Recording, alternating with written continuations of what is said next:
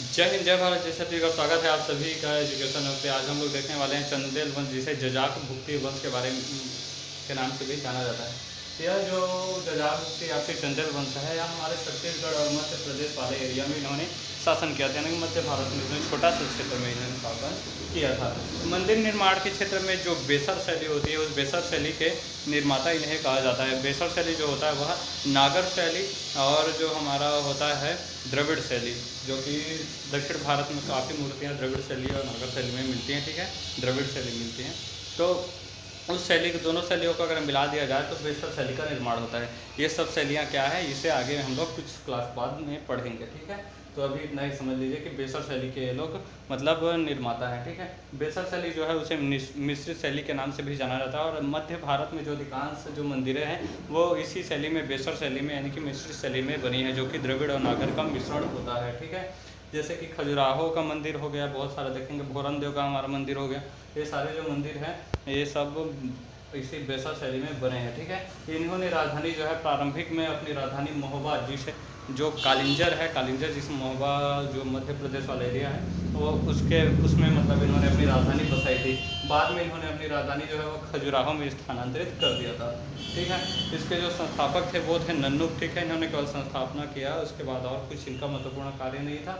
अगला शासक जो है वो थे यशोवर्मन। यशोवर्मन ने खजुराहो में भगवान विष्णु जी का मंदिर बनवाया था। ठीक है, बहुत ही बेहतरीन मंदिर है, इसे चतुर्भुज विष्णु मंदिर के नाम से भी जाना जाता है। ठीक है, अगले शासक जो हुए वे थे धंग। ठीक है, धंग जो थे वो शिव भगवान की पूजा करते थे, शैव धर्म को मानने वाले थे, इसलिए इन्होंने बोरनदेव में यानी कि खजुराहो में, खजुराहो में उन्होंने क्या किया, विशाल शिव मंदिर का निर्माण किया था। और शिव मंदिर जो थे इसे कंदरिया महादेव मंदिर के नाम से जाना जाता है। ठीक है, इनके प्रांगण में एक नंदी बैल है। यह नंदी बैल की जो प्रतिमा है, जो मूर्ति है, वह विश्व का मतलब सबसे बड़ा नंदी की प्रतिमा है। ठीक है, इन्होंने जिन्नाथ मंदिर, विश्वनाथ मंदिर और वैद्यनाथ मंदिर को भी इन्होंने ही बनवाया था धंग ने। ठीक है, गंगा यमुना के जो संगम स्थल है वहाँ पर इन्होंने जल समाधि ले ली थी और अपने प्राण त्याग दिए थे। ठीक है, बहुत सारे लोगों को अपना अपना होता है प्राण त्यागने का। ठीक है, जैसे कि बौद्ध जैन धर्म मतलब मानने के बाद चंद्रगुप्त मौर्य जी ने क्या किया था,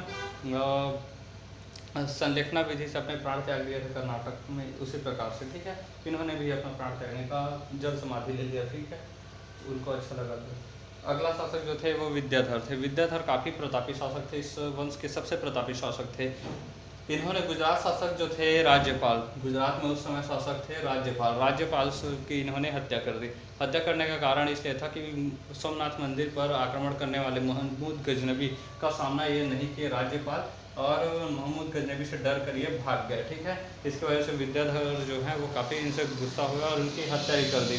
विद्याधर समय के जितने भी भारतीय शासक थे, उन भारतीय शासकों में अकेले भारतीय शासक थे विद्याधर, इतने प्रतापी थे।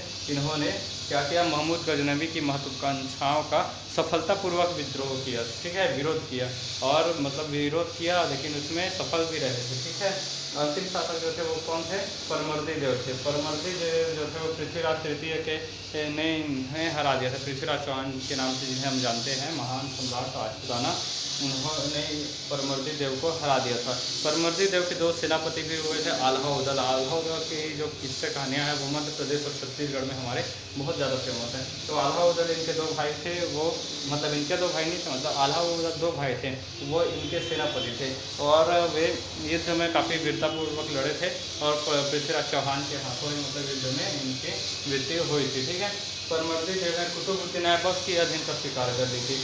फिर इससे नाराज होकर के कुतुबुद्दीन ऐबक की अधीनता स्वीकार कर ली। अजय देव जो कि इनके मंत्री थे, उन्होंने इसकी हत्या कर दी थी। ठीक है, इसके बाद आप कुछ छोटे राजवंशों को देख लेते हैं। मैत्रक वंश देखते हैं।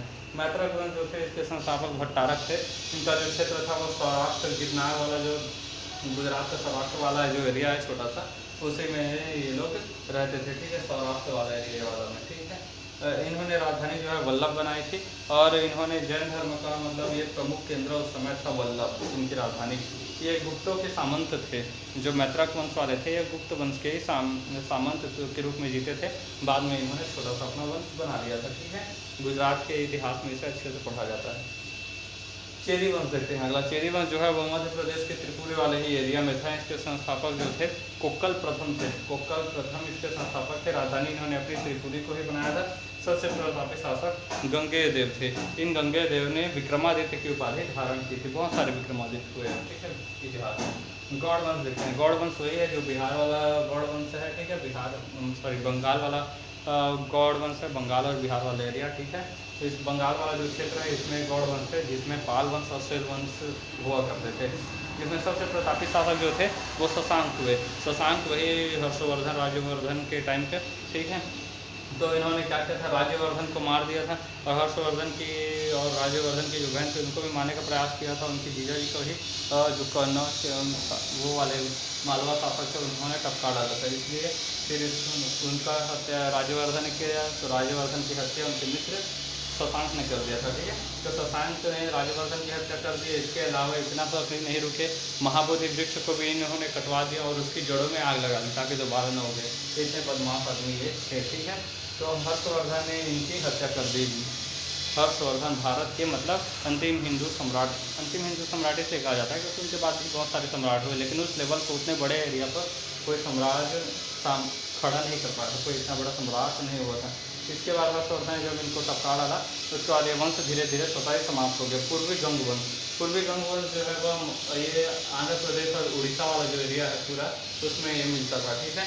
इसमें जो संस्थापक थे आनंद वर्मन थे, ठीक है। आनंद वर्मन ने जगन्नाथ मंदिर का निर्माण यहाँ पर उड़ीसा में सबसे पवित्र मंदिर है उनका निर्माण करवाया था, ठीक है।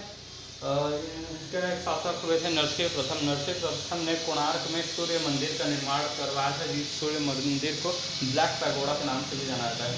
एक शासक हुए नरसिंह देव। नरसिंह देव ने भुवनेश्वर में लिंगराज मंदिर का निर्माण इन्होंने कराया था, ठीक है। अगले क्लास में पढ़ेंगे काकतीय वंश के बारे में। तब तक के लिए पढ़ते रहिए, बढ़ते रहिए।